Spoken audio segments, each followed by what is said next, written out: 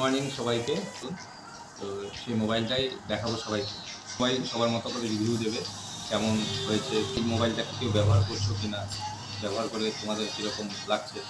ফ্লিপকার্টের পার্সেলটা গতকালকে চলে এসেছে, যদিও ওরা আমার সামনে আনবক্সিং করে দেখিয়েছিল, তাই খোলাই ছিল। আমি আবার দেখাচ্ছি খুলে। এই যে বের করলাম, এই হচ্ছে সেই সেটটা, মোটোরোলা H50 Pro। এতদিন আমি যা ব্যবহার করেছি, প্রথম দিকে নোকিয়া এবং তারপরে স্যামসাংই ব্যবহার করেছি। তো এবার আমার ফার্স্ট হচ্ছে মোটোরোলার সেট ব্যবহার করেছি। তো এবার এই বক্সটাকে খুলছি। মোবাইলটা দেখানোর আগে দেখিয়ে দিই কী কী দিয়েছে। মোবাইলের গ্লাস কভার, ফোনের কভার দিয়েছে, ব্যাক কভার, তার সঙ্গে একটা ম্যানুয়াল, যে সঙ্গে একটা ফাস্ট চার্জার দিয়েছে 125 ওয়াটের। এই যে এবার দেখাই মোবাইলটা। এটা হচ্ছে ফ্রন্টের দিকটা, এটা হচ্ছে ব্যাক।